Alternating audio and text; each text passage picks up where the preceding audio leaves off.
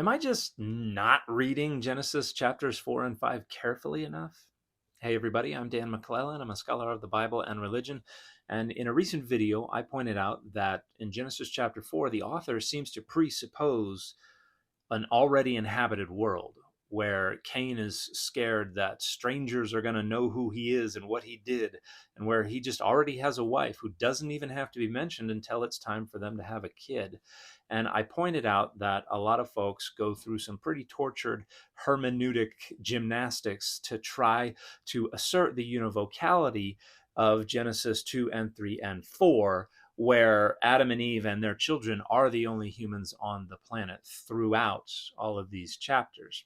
And predictably, a number of people asserted precisely those tortured hermeneutic gymnastics. And a lot of people responded and said, I'm not reading the text carefully enough, because the text quite explicitly says that Adam had a bunch of other sons and daughters. And that's true, but one thing I pointed out is that it doesn't mention this until after Cain has already left and already had children. And so some people responded, well, it doesn't have to be read chronologically. And now they're the ones who are not reading the text carefully. Because toward the end of Genesis chapter 4, specifically verse 25, the text says, Adam knew his wife again, Od in Hebrew.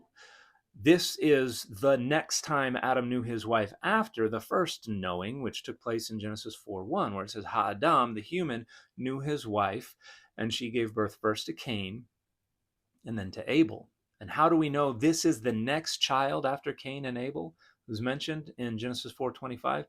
Because he's named Seth, which means appointed. And Eve says, because God has appointed us another offspring after our previous one was killed by Cain.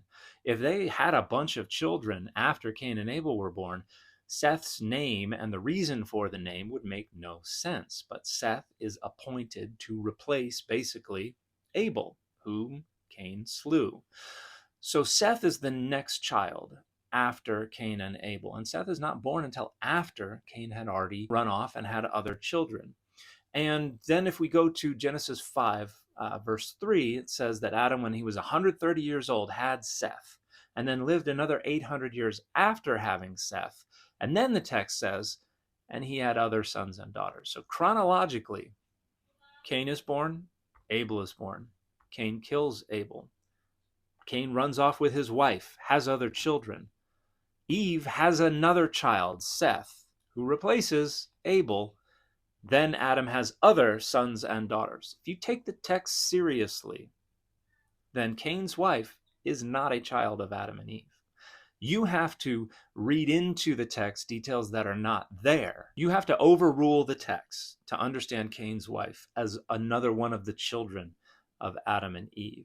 Your dogmatism and your belief about the univocality of the Bible have to have more authority than what the text itself says in order for this to all work. This is why this is tortured hermeneutics, because you have to overrule the text itself while simultaneously insisting that the text is inviolable and is the very authority itself. And it's not.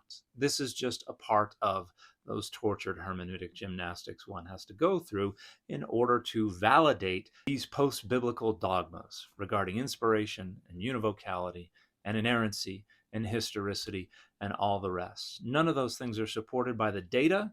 They are things that one just chooses to accept, and then they have to overrule the texts themselves to try to support them.